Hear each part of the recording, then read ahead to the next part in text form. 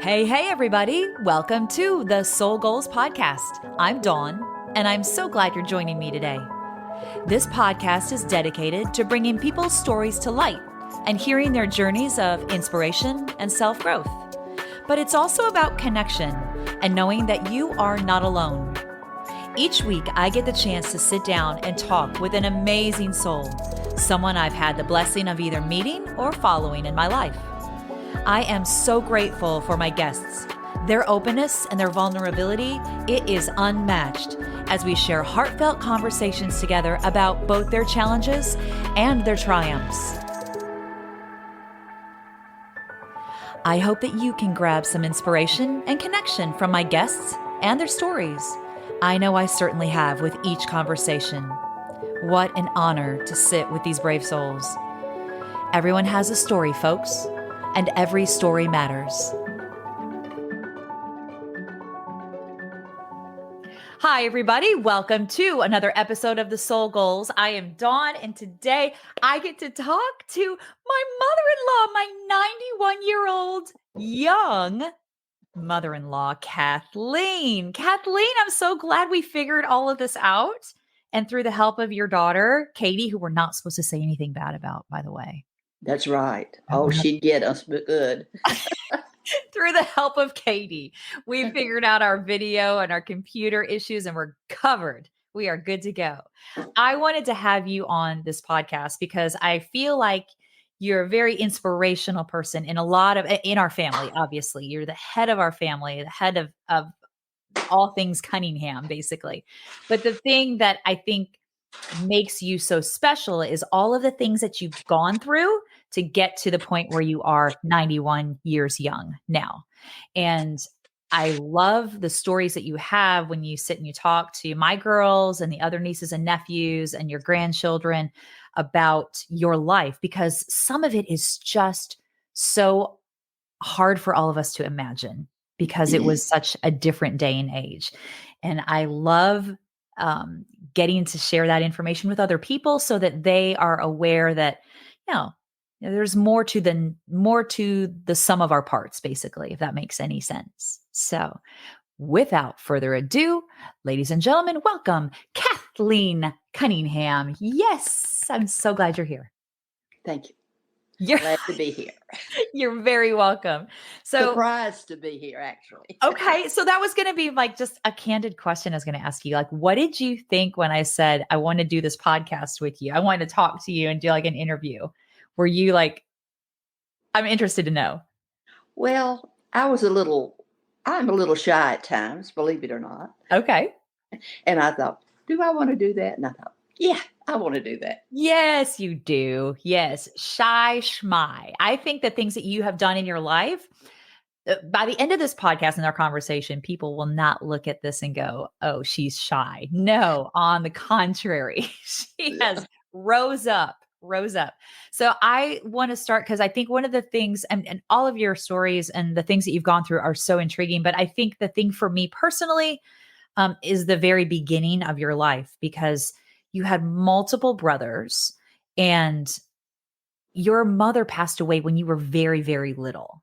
And that changed the trajectory of your life. How old were you when your mother passed away? 2. I was 2 in March. She died in June.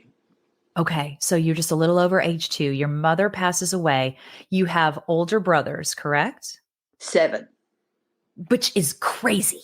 So there's 8 of you all together. And then I had a sister. Okay. And she was 20 years older than me. Wow. A huge range.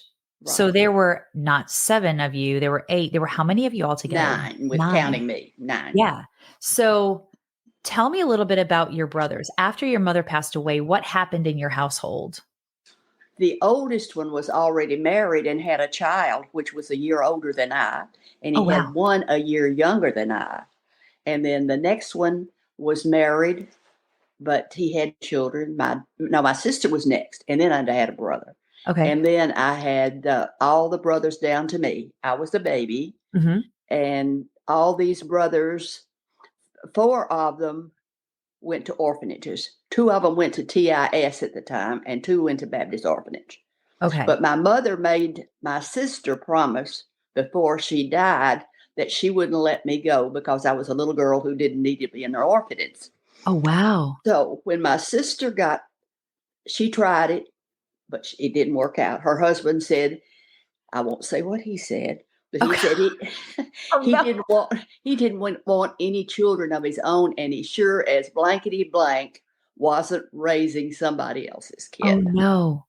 So Okay. there I was. I went, first of all, there was a little lady named Miss Baker, Mhm. and she took me, but she was old. She was 80 something years old, and they lived out at Radnor Lake, and I lived on Radnor Lake for 2 weeks. Okay. And then I've never told the girls that. Yeah. And then after that, they brought me back to Papa, who was Mhm. my biological father. Okay. And he, then Emma comes and gets me and takes me, which Emma was my sister. Okay.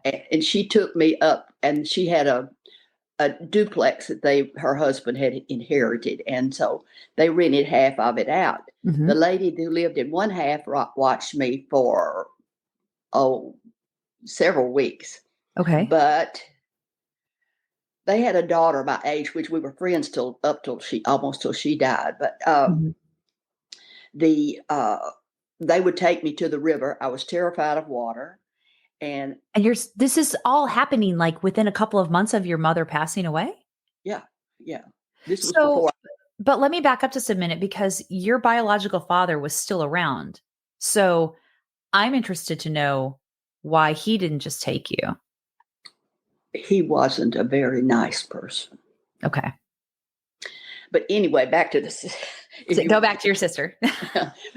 so anyway, the babysitter in the building there, she didn't want to deal with it. She worked every day too, Mhm. so they didn't have anywhere. So she brings me back to Papa, back Okay. over to the house where he had never done anything with it. He hadn't paid the notes on the house, Oh, nothing.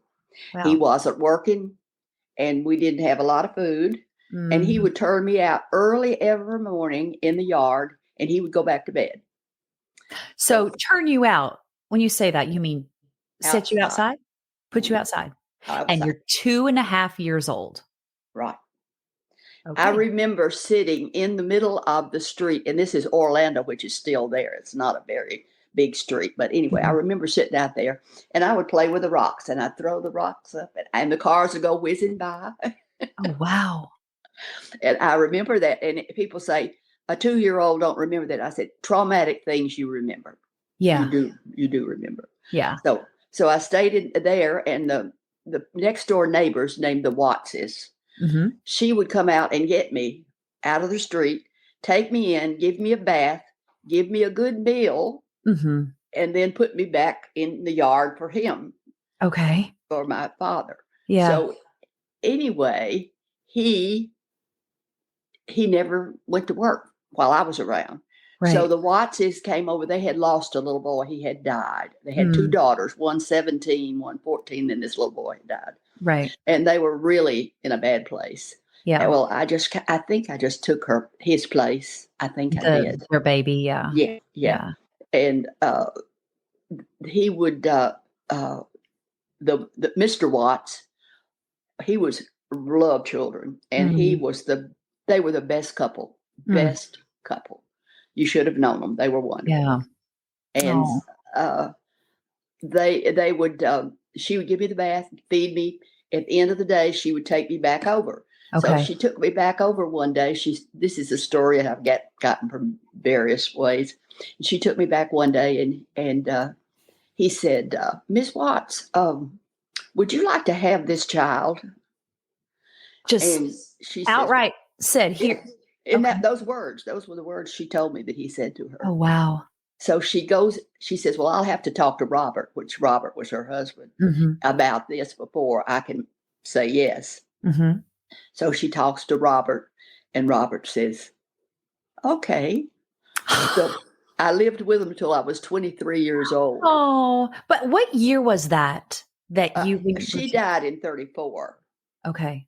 So Uh, this is 1934 years of living. correct, correct. So Ah, uh, after I went to live with her, I don't think I saw him but twice in the next 10 years. Okay, that was gonna be one of my next questions. Did you see him anymore? At 2 different Christmases. One year he sent me a little doll, which I still have somewhere, Okay. and, the next time he sent me something, he bought me a dress. Okay. He didn't pick them out, but he got Emma, my sister, to pick them out Okay. for me. Do So, you anyway.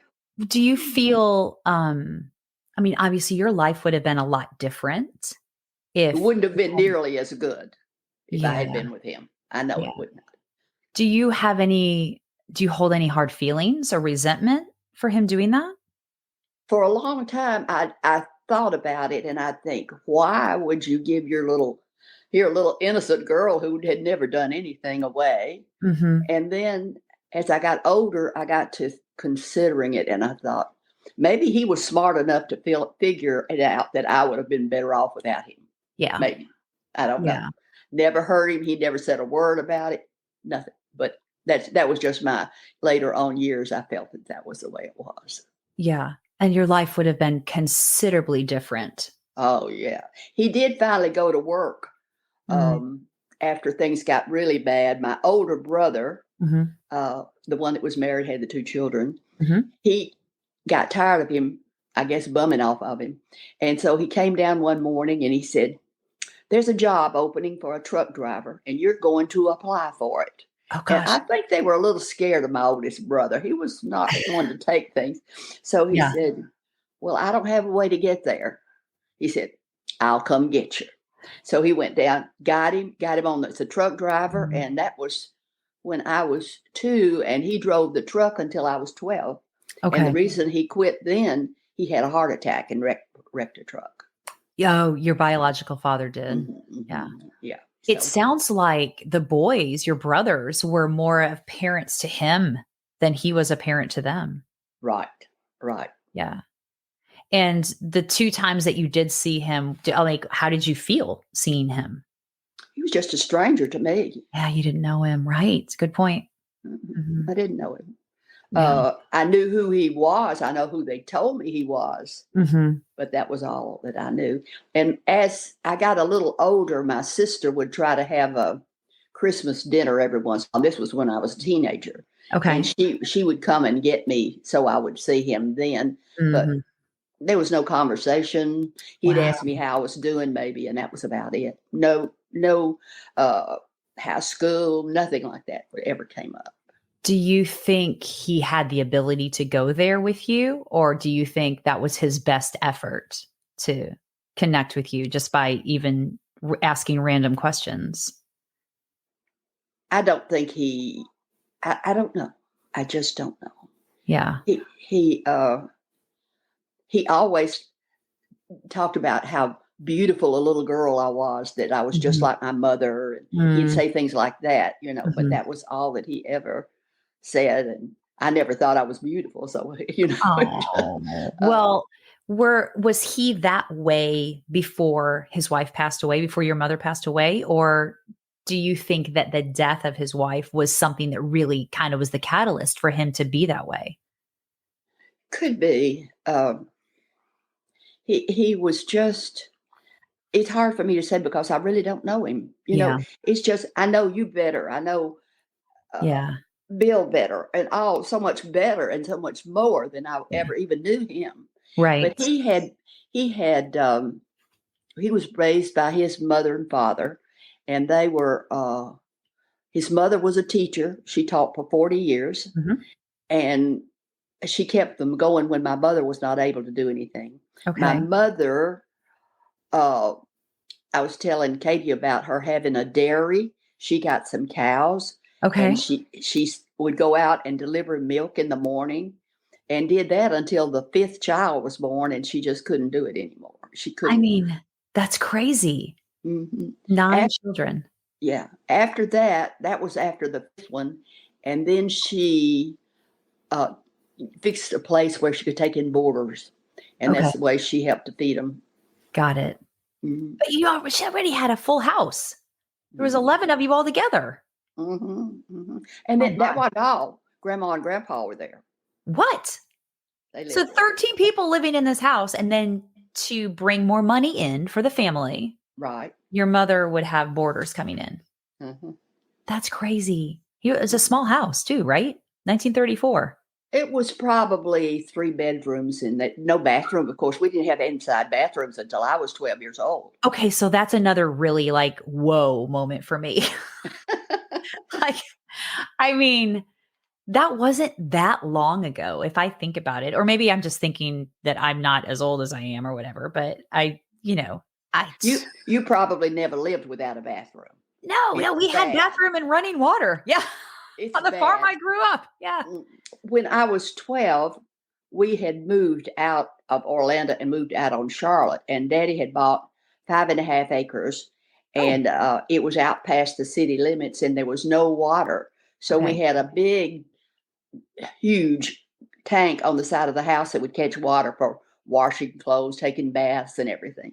And then we had water in the well that Uh, we pumped, and we had this little well house right out the back, and it had a little green roof on it. It was a cute little house. You could go out there, turn for that water. yes. Yes. And when I was 12, Daddy decided to move back into the city of Nashville. That Okay. was when it was a city and a county. So Uh-huh. he bought a house, which I lived in through high school. Beautiful house, Mhm. bathroom, everything. Running water. Oh yes, we had Okay. bathtubs that you could run water in. Great. I think We it's like we take that stuff for granted so oh yeah, much. you can't believe it. Yeah. It was just so much there that we didn't have then. We had Well, food, and with Daddy working for the railroad, of course, he always had a little money, so mhm. we had plenty of food. I had anything I wanted, just about. Wow. So things were a lot better then for me. Yeah. Wow. Do you, I mean, I know not having running water that's a hard thing, obviously. But if you look at the day and age we're in right now, 2023, 2024, like, would you go back to that simpler time? Or do you think that being where you are now with the advancements and all the things, are you like, no, heck no, I ain't going back to that? I would give up everything except the bathroom. Okay. I agree with that. Yeah. That's the one thing. Yeah. When you have used an outdoor one for all those years, and you would have to walk. We had a one way out away from the house. That was when we were living on Charlotte, and I would have to walk through where the cows were, and the cows would chase me to the Oh, toilet. oh my God. They would chase me, and uh, It was you just cold. What about in the winter? That's terrible. it was bad. God. No, I'm not interested. You So, wouldn't. so you lived in the country. You moved out with the Wattses, which became your parents, Hmm. and you lived in the country. Then you moved back into town. Tell me a little bit about your school and growing up at that time. So that would have been 1944, Well, mid I started 40s. to school. I was born in 32, and went to school, started school in 38. Well, the Okay. first school, this is really an experience. The first school I went to was Old Richland, which Okay. the newer Richland building's still in West Nash, but Uh-huh. that was built much later. But anyway, the first year I went to school, it was a big clapboard type school, and there was a primary department and an upper from the third grade up in a Okay. big building. The Yeah. cafeteria was in the basement of that. And then the uh, classroom that I was in was primary. There were 3 rooms, and there were chalkboards that would raise up between the rooms to make bigger, like auditoriums or something. Okay. How And many we, kids were in your class? oh, probably 25. Okay. It wasn't, well, there weren't a lot of people in that area. So Mhm. you'd have first grade with maybe 25 in it, and then a Okay. second grade, that many. Okay. But anyway, we had to go. This is what you're going to get you. Okay. To the bathroom was up on a hill, an outdoor bathroom, had 6 little seats in it. We had Uh, no running water at the school, oh gosh. and we had to go there to the bathroom, up the That's hill to the awful. bathroom. And then you had nowhere to wash your hands before lunch. We did have a water fountain out on the porch, and it probably froze up in winter because we had some bad winters. And you could get your water out there drinking. You could take your lunch or you could buy your lunch. Okay. Wow, that's how interesting. They were cooking food for you, but Yeah. you still didn't have a place to wash your hands. Mm-mm. No That inside seems restrooms at all. wow. That seems backwards to me.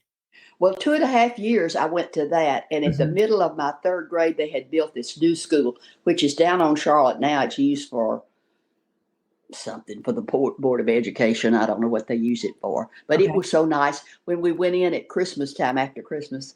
Had hardwood floors. Oh, had nice. Inside central type heat, inside bathrooms, water fountains, cafeterias, had everything in it. Okay. And it was just, and I stayed there. Even though we moved back into town, into the city, after I was in about the 12th, 7th grade. I don't remember exactly when, but I was in that school until then because I loved that school. It was okay. Great. Was that the school that you were at when you were a majorette? No, that was a high school. That was a city school. That was Old Cone, which the building is still there. Pat thinks that architecture of it is great. It's on Park Avenue. Okay. It is. I went there from the 9th through the 12th, and it was fantastic. That was the best years of my life. Is my high school years. Oh, really? What was the best part of high school for you? Well, I was kind of popular. Oh, look at you! Okay. I was. Okay. And I had lots of fun. Yes. Okay. The only thing is, we lived away from the bus, and I couldn't get out after dark without somebody walking me home because it was, it was not a great area. Yeah. Well, it was a good area. It was just things happened around there. Sure. So, but anyway, I loved that. My college years were awful. I had to work 3 jobs to get through college. Okay. Where did you go to college? I went to Lipscomb and then I went to MTSU. Okay. And you went to become a teacher. So Right. you went, you had a background in education. You taught for how many years till you retired? Well, in Metro Nashville, 25. Okay. I had a daycare, and I had that for about 25 years. Yeah. I love working with children. So it was really something I enjoyed. That was going to be my question. What was it that drove you to decide I wanted to be a teacher? Yeah, I want to be involved with children. And what ages were your favorites? I think the 2nd grade was one of my favorites. Okay. I think now, because women have so many more openings that they can go into, I even thought about being an accountant, which I liked numbers. Wait, I didn't know that. Yeah, I loved it. And, you like numbers? Oh, Kathleen. When I hear Kate say she's not good at math, I think, she's better at math than my older one is. But is she? Yeah. But numbers, yeah.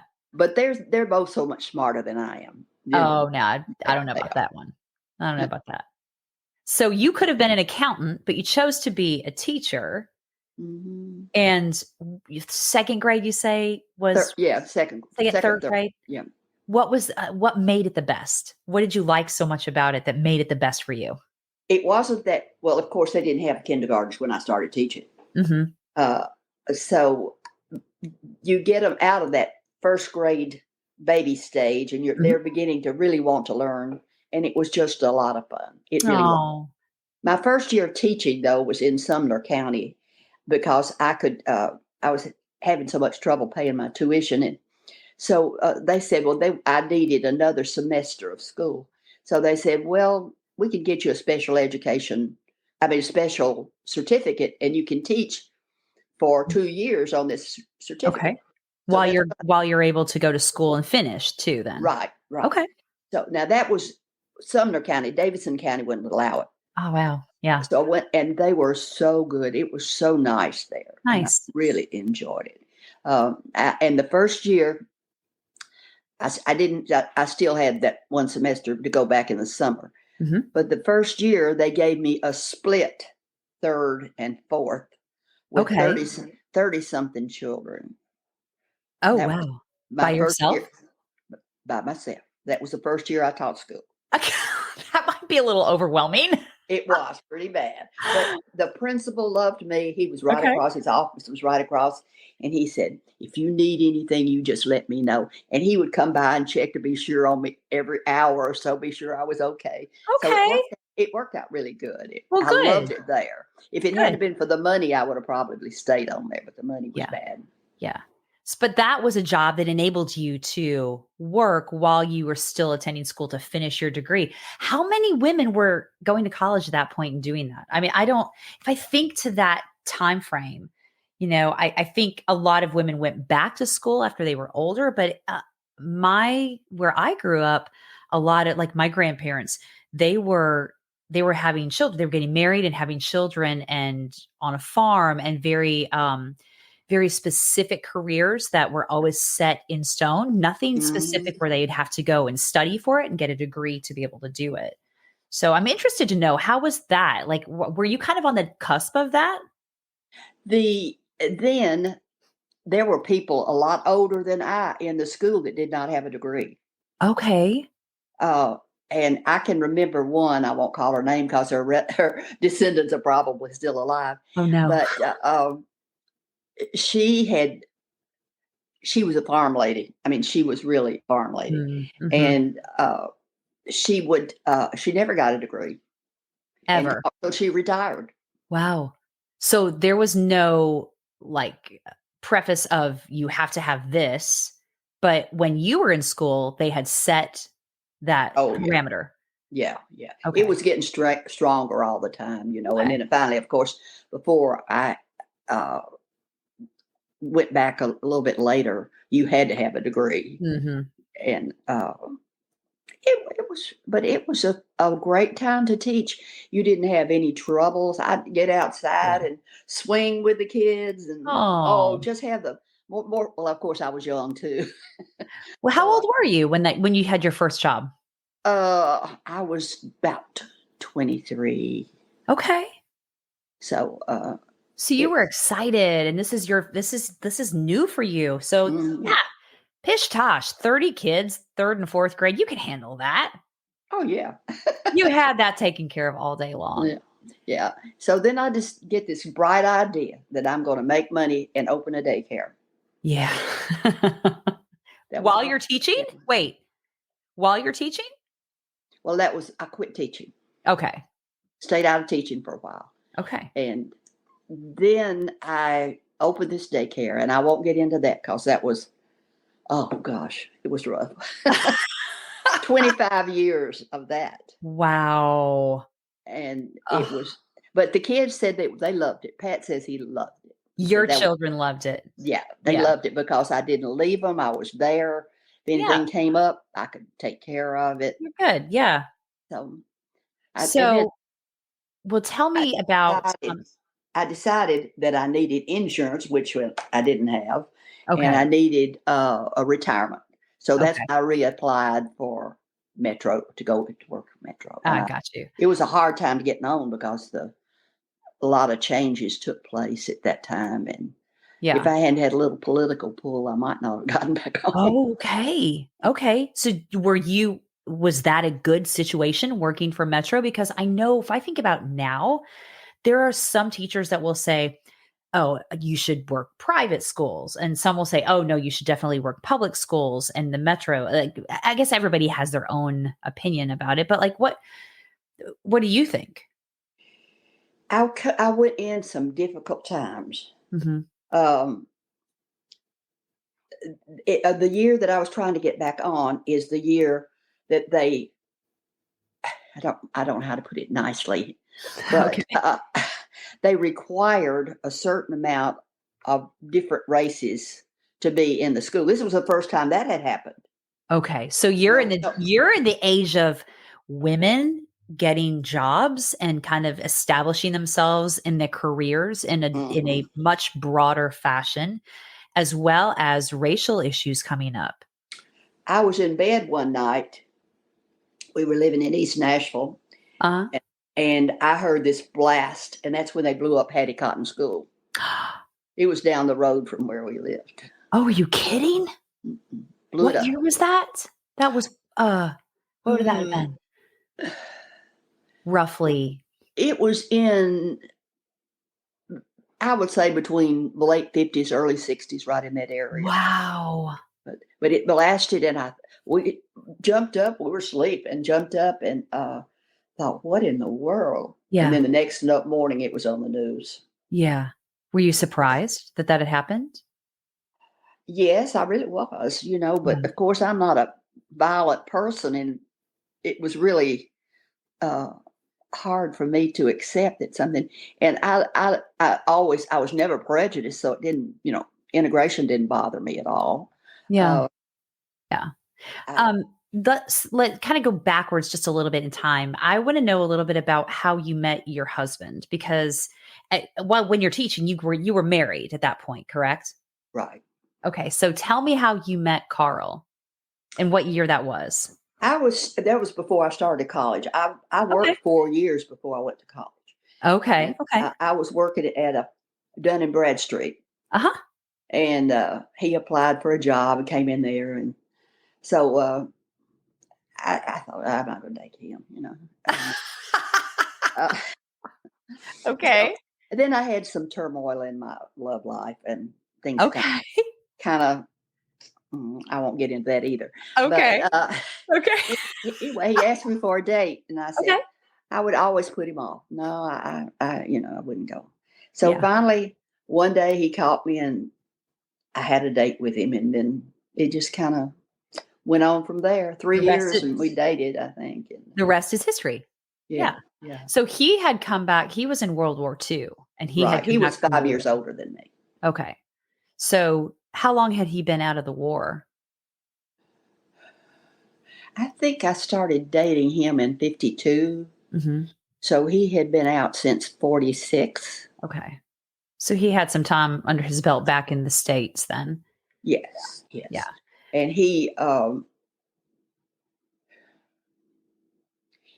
was still, up till the day he died, he had nightmares and fought battles. I lived through more battles than anybody you know of.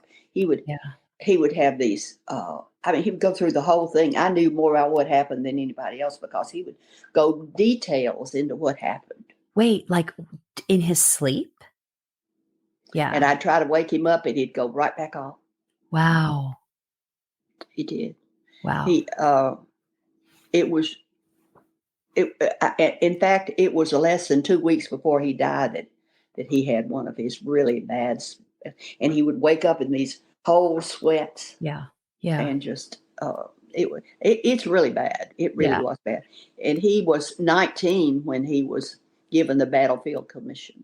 See, that's the thing that I think is crazy that I don't think our population really understands, and that demographic these days, that late teen, early 20s kids basically don't know. I mean, your ancestors were your age. If I look at my daughter, my oldest daughter's 20, and I think of her if she was a male or a female, whatever, and she was shipped off to fight a world war and had to grow up super fast. And like you said, he was 19 when he was commissioned on the battlefield. And the reason he was commissioned is because superiors ahead of him were killed. That's right. Yeah. And he was put in charge. This is one of the different story, but he was put in charge of the SS, and the SS were bad. And he had these young kids under him, and he was telling about one day he had to go out somewhere and he left, and he said this guy was a big, he knew his name, he told me, and it's left me, of course, but he was a big Indian from up in North Dakota or somewhere. Okay. Great big guy. Okay. And he really liked him, and he left him in charge. And he says, now got to go down here. I'll be back. Watch these guys because they are dangerous. The SS so these are prisoners that they took? SS. Okay. They had a whole camp of SS guys. Wow. Well, they were war criminals because they were so vicious during the war. So, Yeah. so Carl goes off, leaves this big Indian in charge with his gun and all that stuff. He comes back, and he said when he left, they were restless, they were mumbling. He was expecting a riot, and that's the reason he told him to be careful when he left. Yeah. He said, "I'll be right back." Yeah. He went off, and when he came back, everybody was sitting At attention, and we're like, still, like oh, they were wow. terrified. Now, these are SS guys who would kill you if you walk by them. Yeah. Yeah. And he said, I walked up and I said, "What did you do to him?" He said, put his gun there, and he said, "I told him to sit down or be shot down." And he said, they pretended they didn't know English, but they knew that. They knew. Yeah, they had clearly understood what he was talking about there. Mm-hmm, Yeah. mm-hmm. When the war finished and concentration camps were being liberated, Carl was in the Swiss Alps, right? And he was going from house to house, like clearing houses from hold up SS that were still hoping to fight for Hitler, even though the war was, things were done. I do know of one story that he told Pat, that Pat shared with me. And I can't imagine being 19, 20 years old, going through a house, and there's a German soldier sitting there faking being dead. And he turns and he hears his gun being cocked. Yeah, click. And either it misfired or there wasn't a bullet. And he was ready to kill him. Like, I think he shot him. Okay. I think he did. Yeah. And he always the rest of his life, he said, the only one I ever regretted shooting was that. And he said he was just a kid like me. Oh, and wow. He said, I think I look back on it now, and I didn't think so then, but he said, I look back on it now, and I think he was going to put his arms up and surrender. And that's the way he died, thinking that. He always felt that really way. But he didn't necessarily know that, though. No, he had the gun. He'd heard the gun click. Yeah, I mean, the German officer was faking being dead, slumped over, and he had cocked his gun, and he was ready to shoot Carl. Right. Yeah. I can't imagine. That's, I would go back to the same thing about like kids nowadays, 19, 20, 21 years old, being put in that situation. And then the thing now, though, different, I think, than when that was all going on in the 50s, late 40s, 50s, is we are addressing PTSD so much differently. But you used to say they didn't have any way for them to decompress other than getting on the ship and riding the how many days back to the United States. That was their decompression. Right. And they got back in this country, and they had the GI Bill, but I mean, what good was that doing them? They didn't have jobs to pay the house notes and all those things. So really wasn't that much. They did get some school, and Carl got, I think, most of his bachelor's degree under the GI Bill, and then it played out. Okay. And he wasn't like me. He wasn't willing to go out and scrub floors to make the money. Well, you were working at that point too, right? Well, you hadn't met him yet. I didn't meet him till 52. Yeah. 53, somewhere in there. He came, this is another story, I don't know whether you heard or not, but when he came home, he ran into another guy he had known before the war. And they both had their money that you got busting out pay or whatever it was, and they had put it together, and they had maybe $1,000 or something. Okay. And they got together and got in their car and went down to Florida and found a shack on the beach. Okay. And they rented this shack and lived there until they had enough money to buy a meal on the way home and get enough gas to get back to the house. And he said that was the best, unwinding time that he had. Yeah. Oh my gosh. I mean, I didn't think about that. Yeah, that makes sense. That that would be kind of that decompression point for him. It was. It helped some, but he never. I mean, he had that. He had PTSD till the day he died. It did, and I did too. But, Did you ever suggest to him that, hey, maybe we get some help with this? Or was he just, it was that Oh, you didn't oh, suggest that to him. oh No, no. no, Oh no. no. Mm-mm. No. So he felt like he was okay. Mhm. Yeah. No, they Man. can't do anything for me. That's the That's what type. he would say. Yeah, they can't do anything for me. Do you think he was just living with a lot of that guilt of having to see and do the things that he had to do that he wouldn't share with anybody other than him fighting it out in his sleep where you heard? I think so. Yeah. He, I mean, if you had ever, I don't know whether Pat ever heard, I know he heard some of those dreams, Hmm. and they were really, really bad. They were Yeah, really bad. man. So once things stabilized, you guys dated, you decided he's the one, we're going to get married, we're going to start a family. Tell me a little bit about that because you have 3 children, 2 of which Hmm. are adopted and 1 of which is biological. Hmm. So, what was the choice to adopt? Because that's what you went with first. Uh, we had been, well, we'd been married 5 or 6 years, Mhm. and so one day he came. We had discussed it that Okay. maybe we would adopt, and so one day he comes in from church and he said, um, you know, today they say that they have some children down at St. Peter's, and I wonder if you'd be interested in me checking into it. I said, I would love for you to. So Okay. so he checked into it, and Uh-huh. we started the process, and it took us about 9 months, I think. Okay.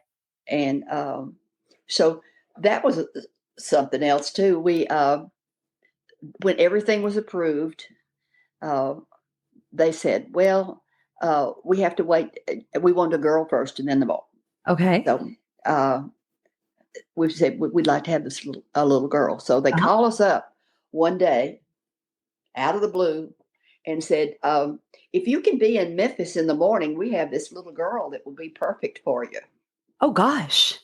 In the morning, I had nothing because they had not even given me any warning or anything. Yeah, you Carl weren't was prepared. Carl was he was in I don't know whether he'd started law school. I think he'd started Mhm. law school, and uh, they said I told him, and he said, I've got exams. I can't go in the morning. Yeah. I said, well, he said, I'll fly down and you meet me at the airport and we will go. I forgot what time our appointment was. And so Okay. that's what we did. He flew down, Mama drove down with me, and, Okay. so I wouldn't be by myself. And Okay. we got there. Well, things didn't go well. Oh no. We got there and they say, well, everything is okay except one thing. She hasn't been baptized and she can't leave until she is. Oh, because this was Catholic Charities. This is a big deal. Oh, yeah, yeah. Yeah. This was a Okay. Catholic orphanage where they kept the children. Okay. So, That was the sticking point. They wouldn't let you take her? not out. So they Okay. said, well, wait till father gets back from the golf course. Right. And when he gets Okay. We back, just turned our lives upside down, but that's oh, okay. yeah, We'll wait till yeah, he gets done with his yeah, round of golf. Yeah. when he gets back, well, it was 9 o'clock that night before he Oh, got back from the golf course. oh wow. And he had these 6 little babies all lined up there for baptisms. Mm, And so we all stay there. Of course, Carl has to go back to take exams the next morning. wow. So we stayed there until it was all over with. We got home way up in the morning, Uh-huh. had nothing. We get a drawer out of the chest, put a pillow in it because we didn't even have the beds. Oh, how old was she? She was a baby. Oh, yeah, yeah. 9 pounds. Oh, wow. Like Yeah, newborn baby. yeah. She was just a few weeks old.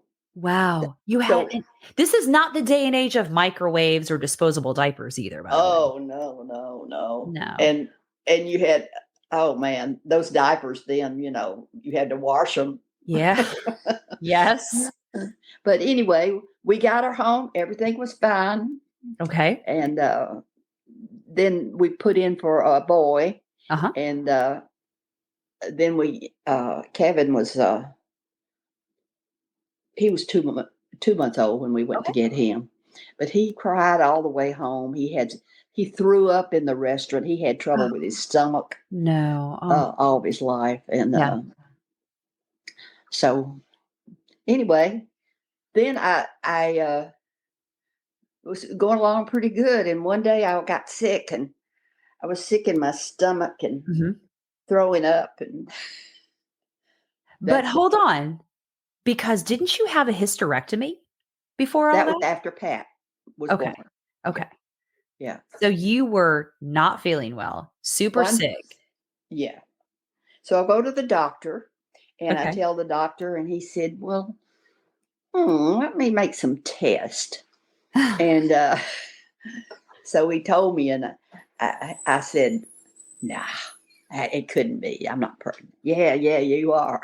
And I said, "Well, Okay. my husband will never believe it." He said, "Well, tell him in about less than 9 months, when he's up at night and when he's trying to feed him, you'll find You'll out." believe it. Yeah. Yeah. Yes. Yeah. Did you not want to have necessarily a biological child? Were you more interested in giving a home to adopted kids? Well, I thought it would be great to have one, Yeah. So uh, just one more is not going to make any difference. No. Three's better than two. Yes. So it all worked out great, except I Wow. nearly died. I nearly died. Yeah. Uh, Giving birth to him. Yeah. mhm, Yeah. mhm. Actually, I died. I think they said I was dead. I could hear this noise in the back. Wait, hold on. Like you could like during the process, you had you felt yourself out of your body.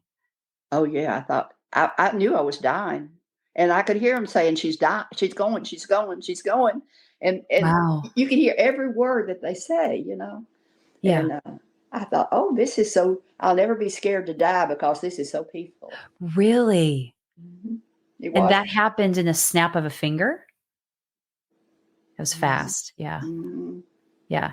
What did you feel? So when you're in that peaceful, because I just think that's so intriguing that you can hear everything that's going on, but you're in a completely elevated, different space.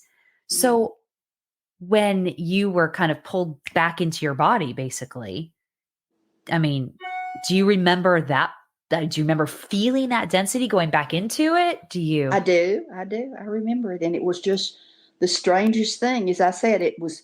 You're never scared to die after that. Yeah. Wow, When that's you're really a young, you don't. When you're young, you're scared to die. yeah. After But that, that's really a gift, isn't it? Like it that's is. It really was. It was. It was fantastic thing because I had never felt anything that calming. I mean, yeah. you're going, and you Yeah. could hear them saying, she's going," and Yeah. it didn't bother you in the least. Yeah. So, do you think that you still being here, kicking and living their life and just being so full of life right now at 91 years young could be attributed to that experience and the fact that you don't have that fear, you kind of have that open freedom and you understand that, it's okay. There's not that gripping fear of what's going to happen, how's it going to happen, what's going to go down, how's it all going to be? It could be. It could be. You Yeah. just don't know. It was. It was, as I said, it was the most relaxed. And I had no idea I was dying, but I Yeah. could hear them saying it. Yeah. And they never let up on their talking. They talk the whole time because it's working. Wow. But it's a weird thing. It Yeah. really is. Gosh. Okay. So fast forward through that process, you heal, right? Um, you have 3 children under the age of, let's see, 4 or 5. They were 2 years apart. Okay. So Pat's a baby. Then you got Kevin, we're going to say is roughly 2.5. Katie's 4.5. Mhm. And you have no microwave. You have I didn't disposable even have a diapers. washing machine because we lived on a place that had septic tanks, and you couldn't put the water in the septic tank. So I had to take the clothes and the diapers to the wishy washy. To the wait, to the what's the wishy-washy? Oh, you don't know what a wishy-washy is? You mean are you talking the laundromat? Yeah. Okay. I thought the wishy-washy was like the name of a place. Okay. The wishy-washy. Okay. That's what we called it in my day. Okay. The wishy-washy. I learned something new today. I'll tell you my lifesaver for this. Okay. We had the daycare, Uh-huh. and there were some older girls who had little brothers and sisters that came to the daycare. And one of them, one day, one of them's mother asked me, said, "Could you give her a little bit and let her work along Mhm. and look after the children?" Well, I kept them till Patsy got married at about 23, and she lived with us till she got married. Okay. So she stayed around. Yeah. hmm Okay. She was about 12, and she had a little brother there that was 3, and then she had a sister in between. Yeah. And Katie remembers Patsy. She died real young, but anyway, she was a great with the kids, Yeah. and if it had been for her, I could have never made it probably. Yeah. Because That she was was gonna be my next question. That balancing everything with the 3 kids and the daycare at that point, correct? And then Carl is still in school or just finished up school, or is he trying to start a new career? You got a lot going Yeah, on. he finished school, and then he went to work for a couple of years for an insurance company. Best Okay. job he ever had. Yeah. And one day he had a settlement on something, and he said, "I think I would like to try practicing law," which was a big mistake because Okay. he was not self motivated. Okay. He and the guys that were attorneys there in Donaldson, they would say, "Come on, let's go down and have coffee." Well, they'd leave at 9 o'clock in the morning and come back after lunch. Oh, so yeah. Yeah. Sitting down, drinking coffee and talking and Yeah. running, and um, it was not good. That was not good. Yeah. But But anyway, you had Patsy there helping you with the kids too. I did, and we would take when we would go to Florida. Uh-huh. We would take Patsy and Brenda, which was her friend. She had a little brother there too, Mhm. and we'd take them both to Florida with us, and Yeah. we would rotate. Uh, you had 2 hours on and 2 hours off, three Okay. hours, and then Carl was the fourth one, so we had 4 hours. And we rotated it, and that way we could have a time at the beach. Yeah. You have some time personally. Right, right. That's a great idea. It was wonderful that I had them. I Yeah. really, really was. Oh, that's great. Flashing forward after all of that, your kids are growing up and then they're graduating and they're moving on to start their own families and go their own way. I, you've had some health issues that I think are pretty big Mhm. and that you've overcome. And one of them being uh, colon cancer, breast cancer, um, congestive heart failure. You were diagnosed with congestive heart failure like 20 years ago. Still got it. And you're still here. And I'm I am. telling you, I'm going to go back to, because I think you had a really interesting point when you were talking about feeling coming out of your body in that peaceful space and not being afraid of if I die. I really think that gives some space in your headway, basically, to be like, I'm good. You're living from a place that's not scared. You're living from a place Right, of open and freedom. right. Yeah. Uh, well, I forgot what I was going to say. I'm sorry. It So we was were something like, talking. oh, I know what it was. One Okay. of the things that I say to people now when they say, "You're 91 years old," I say, "Yeah, what's left of me? I've had so much removed. There's not much Yeah. left." Yeah. That's true because, of course, I had heart surgery. Mhm. I had all kinds of stuff, and it's just I feel great today. Yeah. I may not feel great tomorrow, but I feel great today. But you're taking it day by day, which is Right, which is really what we're supposed to be doing anyway. right. Of all of those health issues that you went through, which do you think was the hardest one for you personally? Mm, I think probably the heart surgery. Okay. Um, because when I came out, I came home and this knot, big as an apple, came up under my arm. Oh, okay. And I had to go back, and they had to go back in. And he said, "Oh, this happens once in a while." And I thought, "Yeah, it does." And he went in there, and I don't know what he did. It was another heart surgery. Wow. And but so through any of those situations, because I know you also had COVID when you were hospitalized with COVID. I don't remember much of that. You know, I was in Florida with Marsha and Don, and we started back. We stopped at in Montgomery at a Lowe's, and they went back and left me standing there, and they came back, and there were these 3 little black girls, teenage girls, holding me up to keep me from hitting the floor. Oh my. And they said that when they got there, I know the girls called it for me. After that, I'm sure they did, bless their hearts. And, but I don't remember much more. They brought me home, brought me in, and I went in the apartment. I was living in the apartments. And I don't remember much about it, but the next thing, I was unconscious for weeks, you know. There. Yeah. And when I woke up, they told me what I'd been through. But my mind, it's the funniest thing. When you're unconscious, your brain just, all these memories go through your brain. And my brain, it was just like racing through your brain. Okay. Like memories like of your life and things that you've experienced? Wow. Some of the things I've told you. Okay. So is it like you're re-experiencing them again? Or is it just like you're thinking it through? Or is it hard to explain, I guess, maybe? It is, but I'll tell you one thing that came up.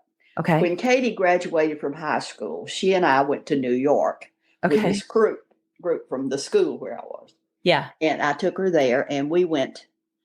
The woman that was in charge, she took charge of everything. So when we were at this Greek restaurant, and cute little Greek guy, he kept flirting with Katie. You know, she was 18. Okay. And, he was flirting with her, talking to her and everything. And then most everybody drinks, but I don't drink. I don't care for more. But they bought this bottle of wine. Everybody had to pitch in on the bottle of wine. Okay. Well, I had a little bit of wine in a glass, and I took a little sip. Now, you know, it was okay. I just don't care for it. Yeah. So this girl that was in charge, she says, "Well, if you're not going to drink that wine, I'm going to drink it." I said, "Just leave it alone. I'll drink it." Maybe. Okay. In a few minutes, she picked up my wine glass and down. Just okay. Then she says, "Well, I will handle the money."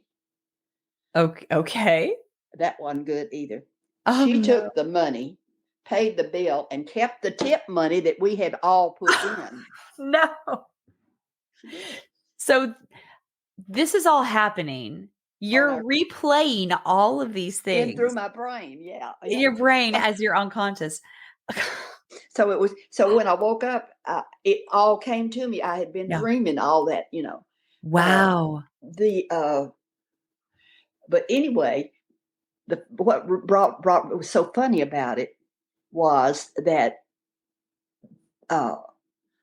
this big good-looking Greek kid running after our cab, and he said, "Not enough, not enough." Chasing you. He's like, "I want my money. Give me my money." and if you think about that, I relived it word for word, every bit. Wow. And it was just like, well, not the only thing, but that statement, I had to tell Katie about it when I came conscious again. You're like, "Would you believe where I was? Would you believe what I relived?" Oh, how funny. When you told her that, what was she like, really? That's her. She remembered the story too. Yeah, no, I'm sure. I don't think you would forget that one very easily. No. Not that big long legs coming after our cab down. No, not at all. Mm-hmm. So through all of that, do you think that the COVID was the hardest part for you? Or you said the heart surgery was the hardest part? Because I don't remember the COVID. That's the thing. Okay. I know I was sick. I woke up once enough that I thought,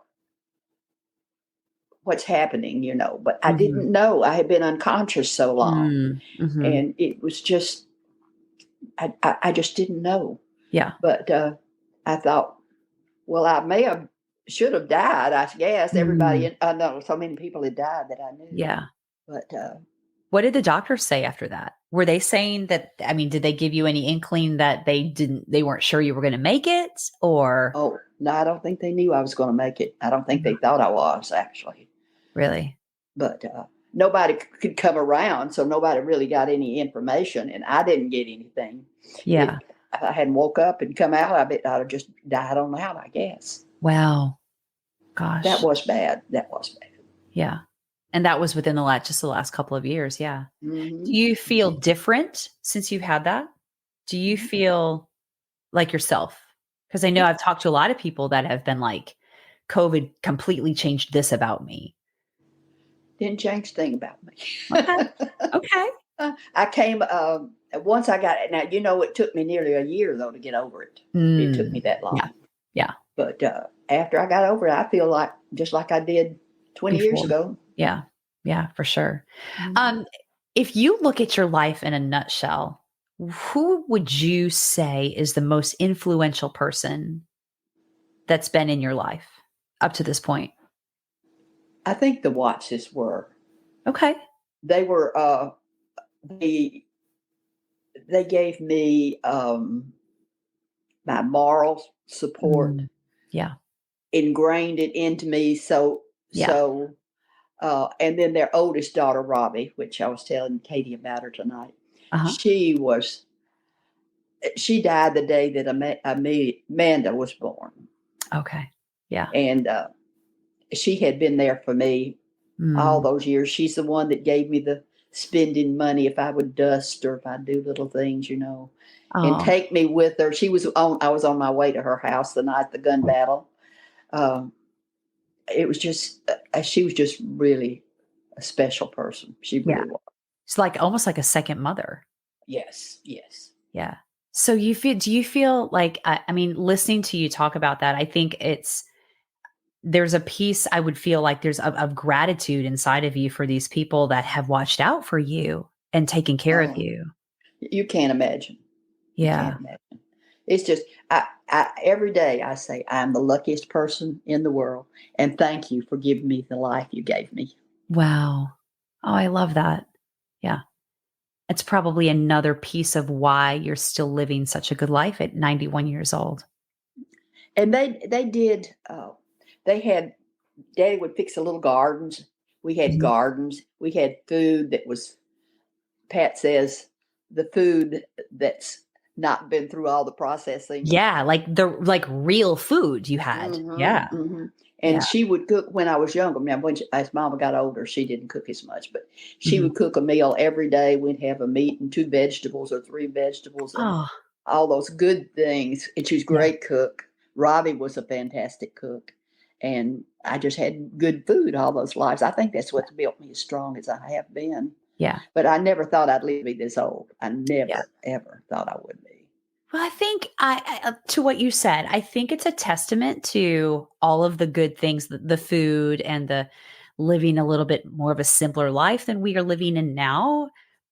But I really go back to listening to you kind of as a whole that you're not afraid of it.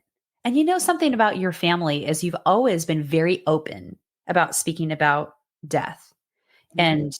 and the cycle of life because I think that was something when I joined this family that I had never we didn't talk about in my family when I was growing up. So it was like, "Oh, okay, we're having this conversation." Mhm. Okay.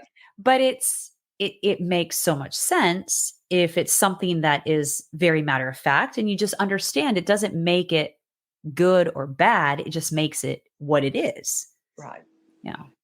So you're not attaching like expectations to, oh, I'm going to be scared to death of this or, yeah, And I've anything. known people that were that way, but Yeah. I'm not. But another thing, and I have to give Zolly, which Zolly is my biological father. Okay. Yeah. Zolly, I have to give him this credit. If he made money today, he would go out and buy a bushel of cabbage Okay. and bring this bushel of cabbage home to feed all these kids. Hmm. And they said the watchers said when they took me that they used to laugh and point to my stomach and ask me what that was, and I would say it was cabbage. in your stomach because that's And all you I've ever always had. felt like that maybe it made me stronger too by having that cabbage, which is a healthy food, Yeah. as a very, very young. I may not have had milk, but I had cabbage. Yeah. But you had real food. I guess that's the biggest thing. You had real Right, food. Yeah. right. Yeah. Um, if you could change one thing about your life to this point, what do you think it would be? The only thing that I would really like, I would love to have had more time with my children Mm, and not working. okay. Yeah. I took as much. We would take off every year, go on a vacation, took the kids. We spent as much time as we could working like we did, Yeah. but I would love to have had more time with them. Yeah. I get that. But you're here spending, you're living with your daughter right now, Yeah, which is amazing. So you're getting that time. right.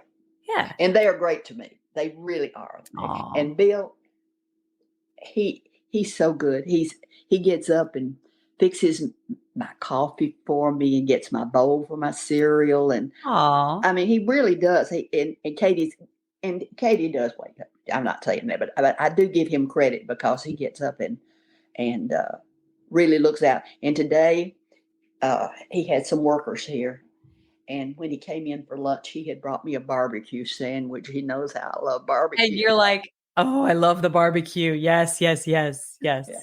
So I'm not saying you're not this great sitting over there with your needle.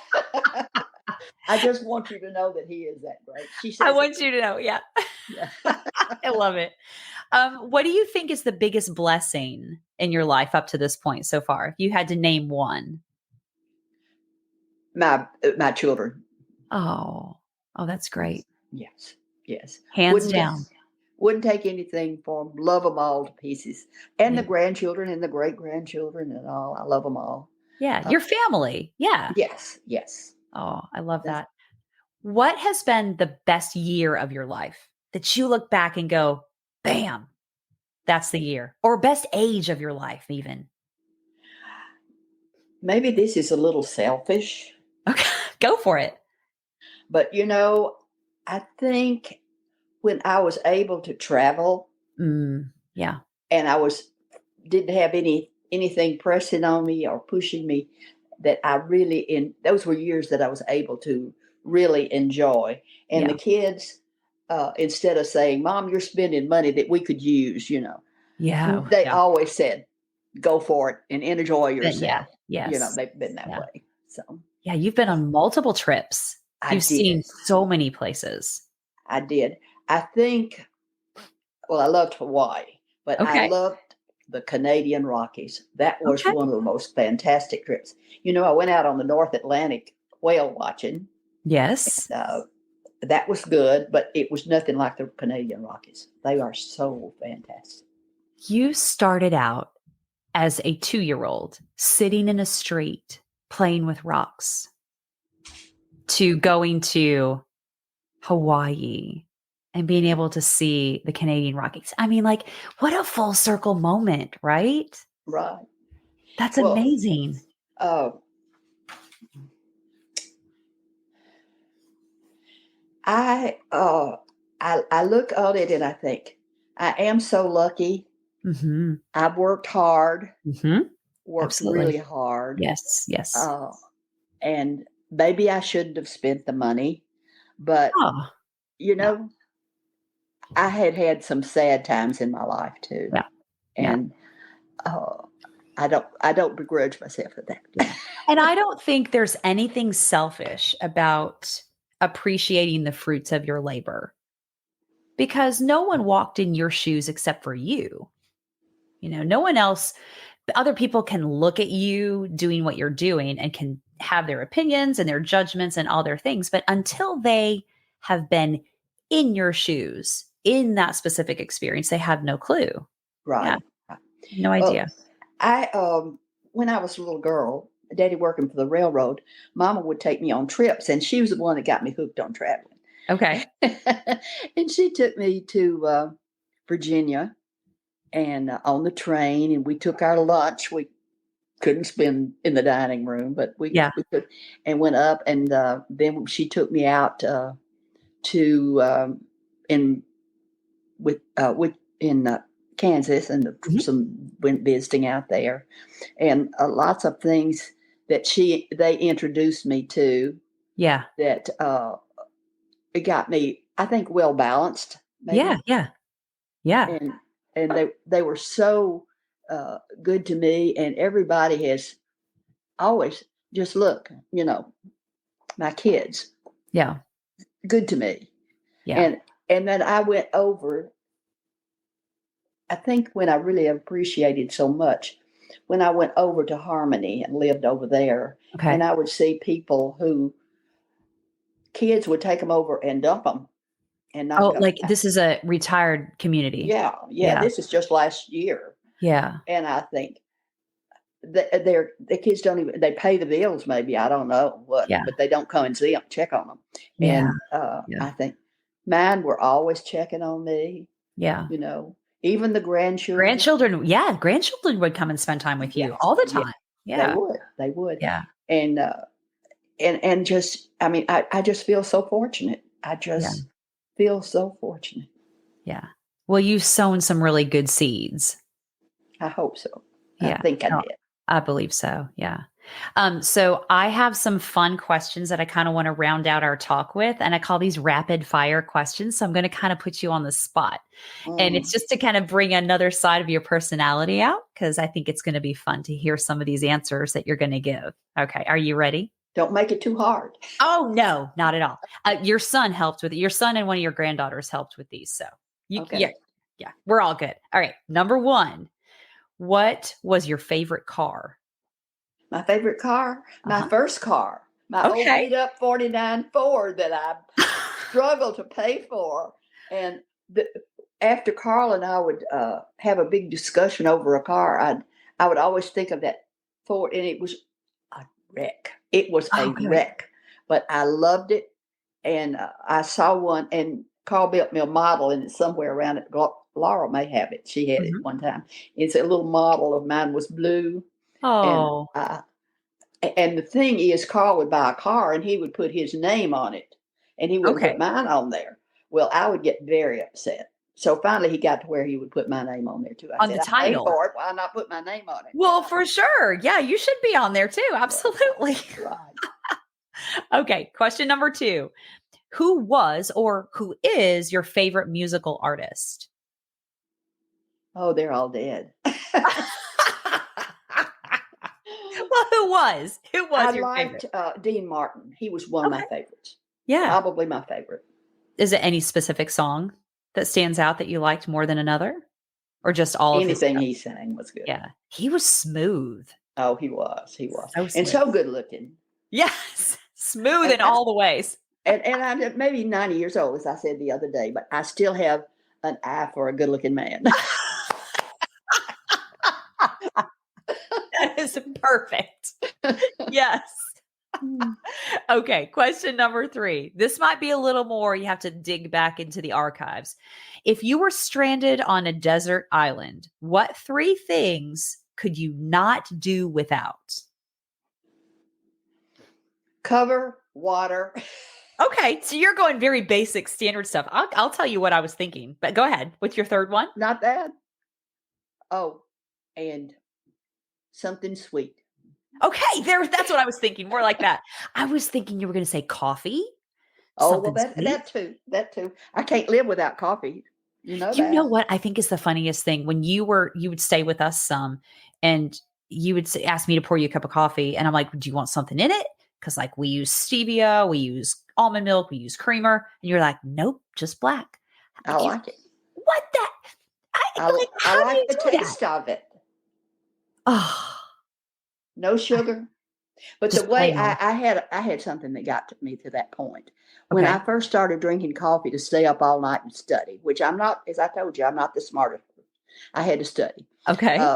And I would stay up all night drinking coffee. And I started out with sugar. Okay. And cream. And then I got to the point I thought, well, why do I need that sugar? Okay. So I dropped the sugar and just the cream. And then I went for maybe a year or two with coffee and cream. And then I thought, I like the taste of that coffee. So I drink the coffee black. Oh, Kathleen, I can safely say that at 50 years old, when I started drinking coffee, I have probably added more sugar and creamer as I've aged instead of taking it away. I look at Oh, Katie. Katie gets this cream, and Laura gets this cream, and all this stuff. And I thought, well, you don't actually taste the coffee the when you get all coffee. that stuff. So, yeah, you appreciate the greater sense of the foods and the drinks. And I guess that makes sense. Like, Mhm. from Mhm. eating that garden food when you were little. Mhm. And I like the taste of vegetables. I don't Mhm. use pepper. I don't use a lot of spices. Very little salt. If I Yeah. even put salt on anything when I cook, I don't put salt on cook when I Yeah, cook. I know, right. Uh, and I just like the taste of the food. Well, that's great. It's much healthier for you anyway. There you go. Right, Yeah. right. Okay, number 4. Choose one or the other. Dogs or cats? Which one do you like more? I can't stand cats. Okay. That's very clear. I like dogs. Okay. Uh, and What what's the hang up Katie, with cats? I don't know. It's something about their sneaky like to me. Okay. Okay. But Katie said the other day, she said, Laura, somebody had this dog Uh-huh. and asked me, they were talking about it. And I said, do I have a vote? Oh, to get a And dog or a cat? whether they brought the dog into here or not. And Oh, see the house. I Okay. said, well, if I have a vote, my vote is Down. No, no, really? Oh, are you sure? they're a I lot of see. trouble. That's the trouble. Okay. But I could see you with a Now, cute I little, love the dogs. I do love dogs, but they are a lot of trouble. but you're just at a point where you're like, I don't need something else to take care of. You took care of so many children as a teacher and as a mom and all the things. So yeah, yeah. You deserve to be free of I free of love being all free. that. You know what? I go back there in that back room Uh-huh. and I get my books and I get my word finds and and I haven't got my records yet, but I've got my records over in the thing that I'm going to get here. Okay. And I love my music and I Yeah. love reading and I like doing puzzles Yes. and that so and I mean if you had a dog it would be up licking your face, If you're right in the middle of all of your stuff. interrupting. You do have a point there. I will give you Yes. that. Yeah.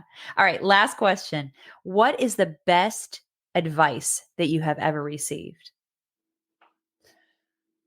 Ooh, that's a hard. Yeah.